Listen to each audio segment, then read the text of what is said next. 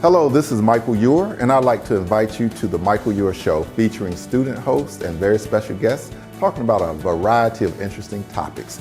You can find us on the Eagle Stream YouTube channel. Good evening, everyone. Welcome to the Michael Eure Show. I'm Justice Silver, a student at Wake Tech, and today our guest is Associate Professor Jeff Myers. Thank you for being here today. Hey, happy to be here. Thank you. Glad to have you. My first question is going to be for today is what brings you to the Michael Eure Show? I've seen a lot of Michael Eure's work at Wake Tech, and I thought it would be a really good way to get the word out about our ever-growing program. And so when I was lucky enough to get the invite, and I see Mr. Eure all the time around campus, I thought now is the time, as we have a lot of trips coming up in 2020, 2021, and 2022. Okay. So you are in charge of the study abroad program here. I coordinate most of the trips. We do have Dr. Neal that is a co-coordinator, but we started this back in 2011 and with a trip to China, and since then we've been, I think it's about 23 different countries with Wake Tech students. A lot of trips. So what made you start the traveling back in 2011? What made you tell yourself, I want to create a program to where students can travel abroad? My old office mate, Johnny Scholl, he was interested in going to China and taking students, and he was talking in the office, and I overheard him on who around Wake Tech is actually taking students on trips when we have a huge student base. And I got in a conversation with him, and I said, if we find out that nobody's doing it, let's start one. Oh, so you were the first to do it? Yes. At Wake Tech in 2011. Well, there were other trips here and there, but there was no systematic, regular trip person. Oh, okay. So technically, no, but 2011 was kind of the start of what we have today. And how was that trip in 2011 when you went to China? Fascinating. What were some of the experiences? Great Wall, Shanghai, Beijing, seeing a country with 1.4 billion people, trying all different type of foods. I think that trip we had 18 or 19 people, so it was great. And then after that, in 2012, we did a little more familiar trip where we took 18 students to Western Europe, and we did a London, Paris, Munich, Switzerland, and Germany tour. And it just kept growing from there. The following year, we went to Eastern Europe and hit Poland, Prague, Czech Republic, Slovakia, and Hungary. Then we went back into Spain, and actually 2014, we did our first trip to Asia in terms of Southeastern Asia with Vietnam, Cambodia, and Thailand. That was another 20 people. We did Spain, we did Costa Rica, Nicaragua. We have been to Cuba 4 times. Cuba, wow. Wake Tech was actually the first community college to get a license to go into Cuba back in 2013. So we've been to Cuba 4 times. We've been to Iceland. I did a joint trip with William Peace University to Qatar. And that was an incredible experience, seeing the world's richest country in the Middle East. That's the world's richest country. World's richest country. And then last year we did Dubai. How was that? Like I say this about every trip, incredible. Hard to describe unless you've been there. Have you ever had like a bad experience traveling, or all of them have been Extreme tiredness, I would say. from jet lag? Or sometimes some of the trip there's a lot of walking. It's never bad, it's an experience, but there's been a couple, including myself, students who just sheer exhaustion. And I think 1 or 2 passed out on the bus. I didn't know if we were going to get them up. So, but really never a bad experience. Okay. With being in the position that you are in as the coordinator of this program, how does it feel to be able to give these students the opportunity to travel and see things they've probably never seen before, or that some won't get to see? How does that feel? It's life-changing. You come back from a trip and parents come to pick up their son or daughter, and they tell me thank you for this experience for their child. They talk to them while the student's traveling via Skype or line, and they say, they ask different questions. They're very interested in something, mainly travel, and this has been a life-changing experience, and it happens year after year. We have testimonials on our website. I think there's 120 of them from students and parents and participants that wish they would have done this when they were students. And we have had students that have been on 7 trips since 2011 because it becomes addicting. And it changes your whole outlook on people, on places, on cultures, on stereotypes. And I personally feel that everybody in high school or college should do a study abroad trip. I did one in '87 to Salzburg, Austria, through Illinois State, lived with the family, traveled Europe, and I know I came back as a different person. Prior to even going to Austria, I didn't know where Austria was. And it really motivated me to take a step back and say, what the differences around the world are really interesting, and it motivated me to want to learn about geography and foreign language, and it's just an all-around great experience. Are you fluent in any other language? I wouldn't say fluent, but I can speak German. You can speak German? Yes. Was that a tough process to grasp? I would say very tough. 4 years in high school, 4 years in college, but living with an Austrian family who only spoke German definitely helped. Now, when you took that trip in '87, Yes. Before, what was your mindset on the outside world before going out of the country? I mean, I did traveling internally. I had been actually to Canada once and Mexico. But, I mean, it blew me away. How clean everything was in Austria, how organized everything was, how beautiful everything was. Nothing's out of place. And today it's the same case. With most countries that we go to, it's completely different than what you think. Speaking of stereotypes, there's a portrayal of other countries and foreign nations as Sure. being third world or impoverished. When you go to these places, how do you view them and when you see them? Is it totally different? Totally different. I mean, for example, Cuba, since we've been there 4 times, what we see on the news and on the media, the portrayals of Cuba, everybody's trying to get off the island, everybody's unhappy. You go to Cuba, it is day and night celebration. Out in the streets, people listening to music, drinking rum, dancing and singing. It is just completely different than what we hear or see on the news. How did you get access to be able to get into Cuba? Well, a company that we use for a lot of our trips other than Salzburg, based out of Boston, the name of the company is Explorica, and she called me up in 2012 and said, would I be interested in taking a group from Wake Tech to Cuba? And that the visa was there for a community college to do this trip. At that time, Cuba was really closed off to what they call people-to-people tours.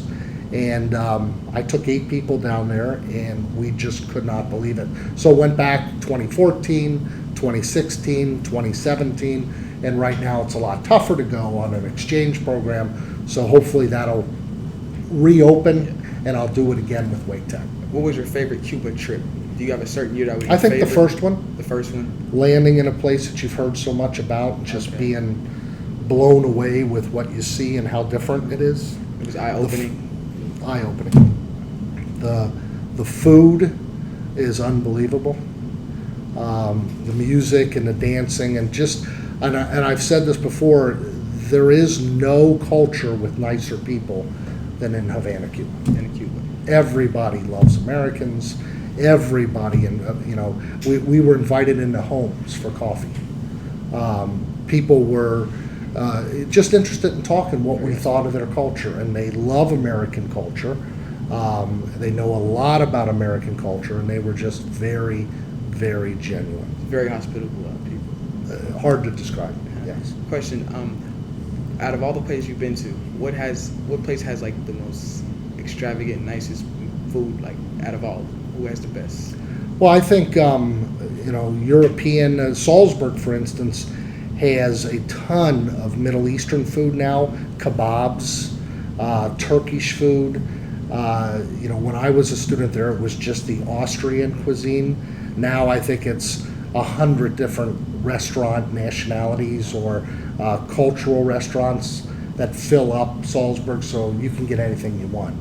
And most countries, big cities, if you don't like the local, they have, we're so culturally diverse now, and you don't have any problem finding food. You can always find a good Everything, hot yes. plate. Why do you encourage students to travel? Life changes. It opens your mind to new possibilities. In today's world, especially business students, being able to speak a foreign language opens doors. Being understandable of different cultures opens doors.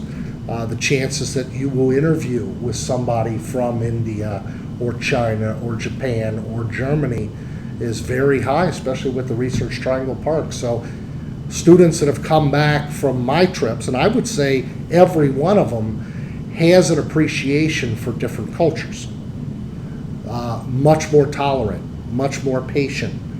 And, employers can feel that when you're interviewing. And they're excited about travel. They get addicted to it. They want to know where places are so they get better at geography and more confident in conversations with people from other cultures because, they've read up on it or they've watched the news about it. And so it's just a life-changing event that gives you a lot of culture and, I think, opportunity. For the students that travel abroad with you, what do you hope they achieve from the overall experience? Is there something that you want them, like one thing you want them to leave with if they don't grasp anything on? An appreciation for what other countries have that we don't have, and for an appreciation coming back of maybe what we have that other cultures don't have. For example, in Nicaragua, Costa Rica, we went to a school where the only separation between classrooms was like chicken wire. And yet the kids were running around happy, and they had their little seats with, a blackboard and a chalkboard, and they were engaged with the teachers, and they really, really had a lot of fun. I know a lot more fun than I did in school. And yet they really had nothing. And, to come back and see what our culture offers in terms of education, and sometimes maybe we don't take advantage of it as much as maybe a culture like Nicaragua that doesn't have anything, and they really are into education. So that's one example, but there's lots of them. Being that the world is becoming globally diverse and where all countries are becoming in some way connected with each other, how important is international business for the up-and-coming Generation Z, millennials, and the future generations? Well, if you are open to other countries, then your door on job opportunities is 195 different countries versus one. We're only one of 195 countries. If you're fluent in Spanish and you're interested in marketing, you can work in South America, Central America, Spain, versus just working here. If you are open to living in another culture. And every single trip we've done, every single student we have brought back has said to themselves, I would love to live in another country. But today you need to speak the language. So it's real important that if you want to live in Germany and work in Germany, that you speak German, or at least are learning the language, because countries want to speak their own language. And there's a lot of competition from other students looking for these jobs that if they speak the language and you don't, they're probably going to get the job. So it's just a huge opportunity to jump into a job where you wouldn't have that opportunity if you didn't at least know about that country.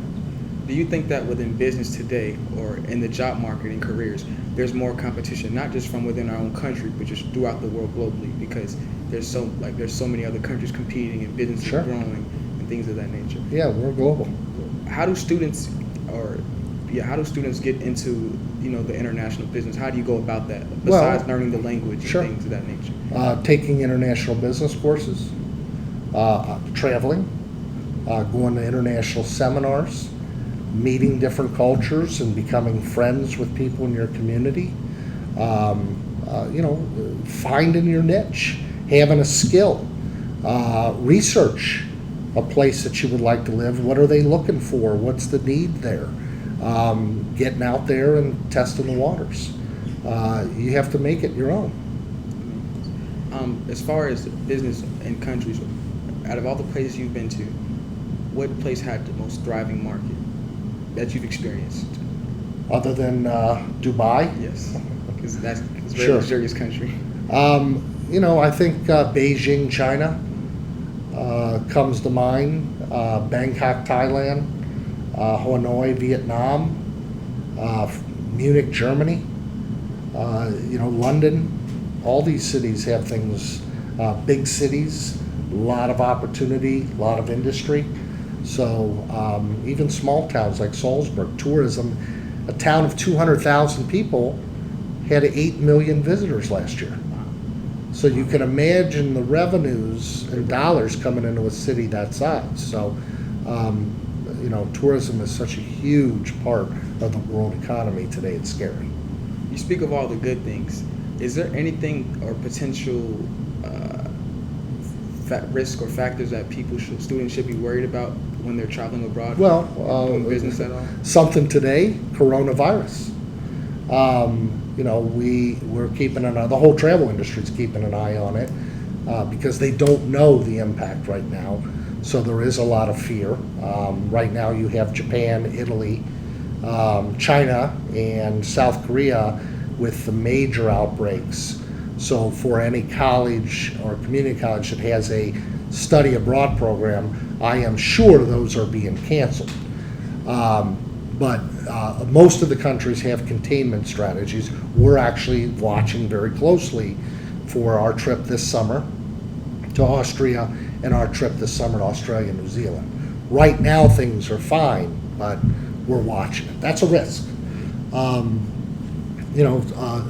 You look at countries we go to, the overall risk in terms of safety and crime is a lot less than what we see here in the United States. So, we always look at that as well. Any type of travel, there are some risks, but it's risky to drive in Raleigh. Yes. It's risky to cross the street. And so, we look at them, but it doesn't stop us from getting on a plane and going to the other side of the world. What do you think of the coronavirus and the place it came from? What do you think about it? Well, as I was talking to you just before this, and I've heard some very interesting comments about Wuhan, China, that it's a dirty place, and it's a small city with all these live animal markets where the virus originated. I would strongly recommend somebody to go to YouTube and put in Wuhan, China. As you saw, It's a very nice place. yes, it's absolutely incredibly beautiful, and it's shocking. So, whenever you see or hear about a place, I think it's really important that you go to YouTube and you put in that city and you take a look for yourself and just see, like I do, how wrong you really are. It's almost opposite of what you think. So, Before the virus, were you familiar with Wuhan? Wuhan. Wuhan, I'm sorry. Familiar, I have never been there, but familiar. It's a major city. So why is it that the media is portraying it as being a place that's impoverished and doesn't I don't think the media is. I just think that people who hear about it assume? put those two together. I don't think the media is saying that. They're just not showing what it looks like today. It's gorgeous. So people are just running with the narrative and taking it for what it is. That happens a lot. Okay. In the situation right now, would you still travel right now? Would I travel to Wuhan? Not No. Wuhan. Would you travel abroad? Sure. You would? Yeah, I would. Okay. Taking precautions like the regular flu or a cold. Wash your hands, wipe down the seat on the airplane, stay out of big crowds until we really know what's going on. There are some precautions no matter where you are. U.S., Austria, Thailand, India. Yeah. Speaking of sanitation, how are the bathrooms abroad? Like different? Because I know They're all different. Okay. And we could do a whole show on bathrooms around the world because they are different and they're very interesting. For example, the McDonald's in Paris, you pay €1 to use it, and there's always a gentleman with a tuxedo outside the bathroom. And as you go into the bathroom in a McDonald's, in France especially, they have live plants, and it's just nothing you would see here. There's different, I've noticed they're a lot cleaner abroad. Okay. Let's just put it that way. Well, they're more cleaner. That's surprising. So you had to pay to use the bathroom. In Europe, you pay to use the restroom. Is that all throughout Europe or just where you were All at? throughout Europe. So you had, So always carry a little bit of change. always carry change to use Yeah, the bathroom. right. How are the restaurants set up overseas? Same as here. So with the server and everything. Sometimes you're in a country where tipping is not required. Sometimes you're in a restaurant in Italy where they give you a 7-course meal. It's all different, but it's, the way the waiter or waitress collects money, different than here. They wait. They don't just say, "Oh, we'll take this when you're ready, sir." They stand there and they wait for you to pay as soon as you finish the meal. And they have a smile on their face, but they don't move until you pay. So, and a lot of countries don't take credit cards.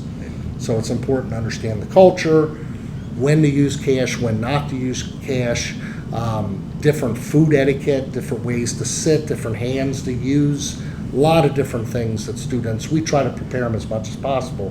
But, the more you know, the better the experience. For greeting, right? And other countries. Yes. Here, it's a, "Hey, how you doing?" Shake your hand kind of thing. In some countries, they kiss on the cheek. In some countries like Qatar, they rub noses. The men. Did you do that? 10 days. That was 10 days. A handshake and nose to nose. Saudi Arabia, a kiss here and then 4 kisses here. Egypt, a kiss on each side. Thailand, it's a swatika. Japan, it's just a bow. China, it's a handshake. So I would say, and we prepare our students for what they're going to experience, but it's always good to do a little research before you travel to a country. Your first time going to these countries, was it different doing the nose touching for you? For me, it was, we knew it was coming. The first time it was a little awkward. It would be awkward here, but after a day or so in Qatar, it wasn't bad. Okay. In Qatar, how they treat the tourists there? Loved us. Everywhere you've been, they treated all the tourists good. Tourism's a huge source of revenue, so we've never had problems with rude people from their host country. No. Do you ever go outside the tourist limits? Do you ever I go? do. You do? Yeah. How is that when you go to the local areas, not just the tourist areas? Well, it's a lot cheaper. For me, it's a lot more interesting to see the real street. Organic. Right. So I like to walk a couple blocks away from the hotel and just venture into areas that, the real culture is. And for me, that's just something I've always done. Do you prefer the real deal culture? Oh, yeah. So you take would you rather be in the area that's real and impoverished, or tourist but nice and luxurious? Well, real and impoverished, that most of the places we've been to, the real looks as nice as the tourist. Okay. But I have been in something like Nicaragua. I ventured a little bit out of the norm, and it was eye-opening. But the people were very nice. How's the traveling when you the plane? How long are these flights when you go abroad? Europe's about 8 hours. 8 hours. Vietnam was 19 hours. Qatar and Dubai were about 12. Our longest one is coming up in June. We're going from Raleigh to Sydney, Australia. So we're looking at about 23 hours total. So a full day. But when you fly international, the planes and the service typically are a step up. Oh, okay. So it's not as bad as you might think. It's a first class experience. Almost. At this point in travel, are you used to the long flights? I am. So you don't get as tired. I'll tell you, I was just talking about this with a colleague. The last 3 years, going on a trip, going to the destination for me, I don't have jet lag. Coming home, the last 2 trips, no jet lag, but I came back from South Korea 2 years ago, and it took me 2 months to recover for some reason. So jet lag affects different people different ways. It took 2 months. What did you experience during that 2 months of Tired in the afternoon, more so than normal, just sluggish. I didn't think I was ever going to get over it. And so, other than that trip we did to Seoul 2 years ago, it was the hottest on record in that country. So about 105 the whole time we were there. How do you pack for these other countries when you go? Do you check the weather? Like, Of how do you course. go about that? Yeah. Okay. I do a planning checklist. What's the weather like? Is there anything in the news that would change our trip or affect our trip? And we prepare each group thoroughly. And how do you pack for these trips? Because they're long trips and you're there for several days. You're not at home. How do you? We pack light Oh, you pack light. because you have to carry everything. Okay. Do you recycle? Do you wear some of the same outfits? Sure. Okay. And there's sometimes laundry services if you want. Okay. So we don't want to carry too much. We want to be able to move between hotels as lightly as possible. That's what I try to convey. What's the minimum stay you've ever had out of the country? 7 days, 7 days. Cuba. So typically you stay there about a week or more. 7, 10, and our longest trip has been Austria for 3 weeks. 3 weeks. When you went to Austria, a place like that, for 3 weeks, do you feel like a tourist, or do you kind of make yourself at home after the first or second Well, week? I've been there 11 times to Salzburg, and I'm a tourist the first day because it's so beautiful. I forget I've been there, and I start taking pictures of the things I've taken pictures of since 1987. It's that striking. I forget I've been here many times. But Salzburg's a place that all of us find ourselves so comfortable within a day or two that it feels like home. When you go to these places and do you build portfolios or photo albums, or how do you go about that? I have I keep all the pictures, and I actually put a bunch on our website, which anybody can check out under past picture trips on the Wake Tech website under Travel Abroad. So we have hundreds and hundreds and hundreds of pictures and videos of all of our trips, and get a lot of views, a lot of comments about them. Do you ever do you think you'll ever get tired of traveling? No, You always continue to travel? as long as I can, I will. Okay. What is your main motivation for traveling for you personally? Well, I want to, other than making as many students aware of how beautiful the world is, that's my number one, but personally, to hit 100 countries. 100. How many have you been to? 51. 51. Can you remember all those? Yeah, You could name them. I think so. Would you mind doing? Thailand, Cambodia, Vietnam, Laos, Burma, China, Taiwan, Japan, Canada, U.S., Mexico, Costa Rica, Nicaragua, Panama, Peru, Iceland, Cuba, England, Ireland, Northern Ireland, Wales, France, Belgium, Germany, Austria, Switzerland, Liechtenstein, Hungary, Poland, Slovakia, Belgium, Luxembourg, Qatar, the UAE, Spain, Italy. Those are probably the ones that I might be missing a few. Is there a place you haven't been to that you desperately want to go to? Quite a few. What's just 3? I really am looking forward to going to Russia. Why Russia? Just heard about it so much growing up, and it is a beautiful country. I want to go to the Ukraine. Definitely want to go to Israel. Lots of places. Really anywhere. I definitely want to hit South Africa or Nairobi, Kenya. A lot of fascinating places that I hope I'll get to. Out of the 51, what are some of your most memorable moments that you may have experienced? Going to Angkor Wat in Cambodia, one of the 8th wonders of the world, and seeing this temple that I don't know how old it is, but just unbelievable place. And walking around the corner in Peru and seeing Machu Picchu and hearing people behind me say, you know, pictures don't do justice.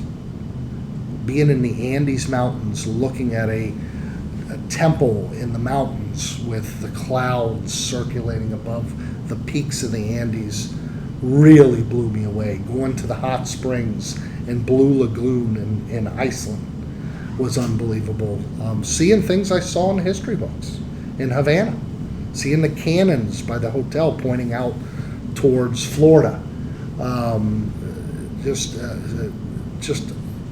unbelievable experiences. So like the feeling is like indescribable. It's just something somebody would have to go. Yeah, I figured out it really can tell the story, but it's not as effective unless you're there. Oh, okay. Do you prefer to do videos when you're, or pictures? Both. Okay. Both. They both do a good job, but they don't do justice to actually be in there. And my last question before we wrap it up, for the future students that want to travel and study abroad, what is some advice you may want to give them? Call me. Okay. Sit down with me. I'll take you through a presentation or show you some of the pictures and just talk to me about how you can do this, because really you should travel while you can. Maybe later in life you might be tied down more financially, you might have more obligations, less time with your career, and you'll look back and say, I wish I would have done it now. Well, thank you very much. Yeah, thank you. Appreciate it. Thank you so much.